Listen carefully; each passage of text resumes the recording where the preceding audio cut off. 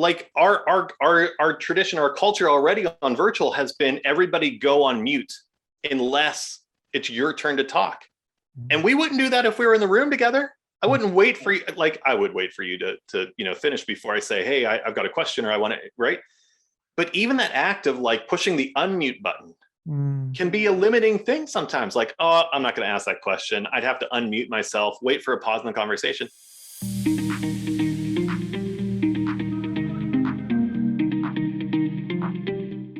So on the fun part, I'm like you, very similar to the sports analogy that you brought up before. I actually do enjoy running, but even I, as a runner, don't like the treadmill, right? I call it the dreadmill, like many people. Put me on a treadmill for 30 minutes and I'm like, is it over yet? Put me on a tennis court for 2 hours. And at the end of the 2 hours, I go, really? Are we done? Can't we keep going? Right? So, because I'm having fun. My question to you, challenging one, how do we bring that into the workplace?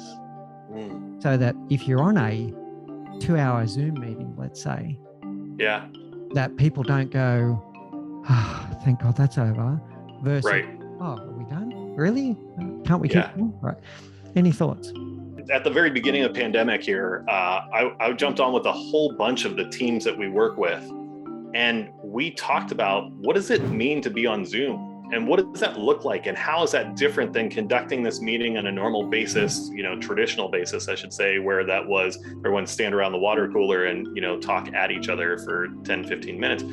And I believe it's that interaction that we can utilize in Zoom too. So we've been using all sorts of virtual techniques throughout all of the sessions that I do, including the work with CEOs, the public classes that we have, both at the dance studio with Team Simon, like all those things. Like, it's not just like let's talk at you. Nobody wants that. And it doesn't interact with the content.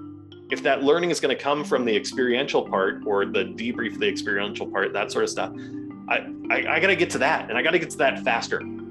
So when I'm on Zoom, I'm like, let's type into the chat here. And we can do that all day long, type into the chat, type your notes in chat. And one of the phrases that I often say on Zoom calls is, listen, if it was an aha moment for you, chances are good that it was an aha moment for somebody else. So please do add all those nuggets that you get into the chat so that even if you're writing them down in your notes or your handwriting or something, because you need to see it that way, to remember that, write it into the chat because somebody else is thinking about that totally differently.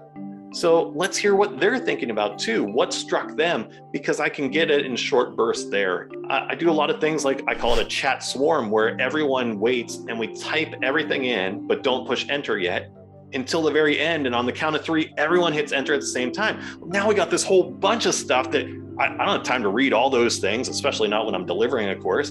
So I just trust that there's like greatness that comes out in there. And the best part is there's a lot of times where people say, I'll have what they're having, what sounds good today? Well, I'll take the veggie burger. Oh, that sounds great. I'll have what they're having. Well, there's not a chance to do that. So if we're brainstorming differently, we can use a chat swarm to say, instead of just saying like, who had the first idea? Usually the leader, by the way. Let's do a brainstorm. How are we going to save the company? And the leader says, I've got an idea. And everyone says, let's do that. That's clearly the best idea. So there's this leadership bias that goes along with that. And we never hear any of the other ideas.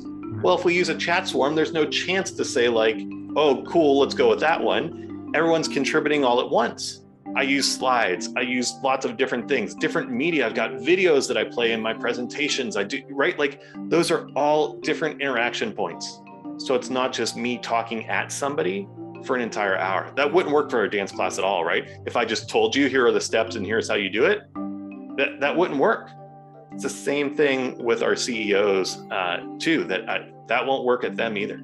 I just love that you stopped and considered, what are the emerging properties from a virtual environment that you couldn't have done in a physical environment? I just love that.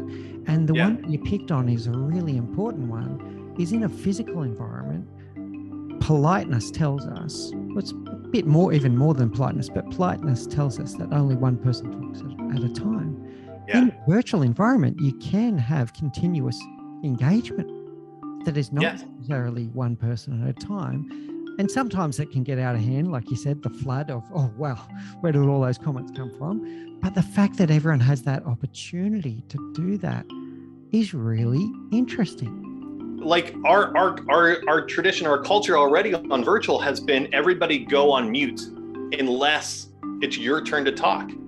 And we wouldn't do that if we were in the room together. I wouldn't wait for you. Like I would wait for you to finish before I say, hey, I've got a question or I want to, right? But even that act of like pushing the unmute button can be a limiting thing sometimes. Like, oh, I'm not going to ask that question. I'd have to unmute myself, wait for a pause in the conversation. So with my group of CEO roundtables, I'm like, everybody off mute the entire time. You've got to be off mute the entire time. This is a dialogue. Yeah. This is not a lecture. That's an interesting one there. And a lot of the please go on mute comes from background noise and all that kind of stuff. But sure.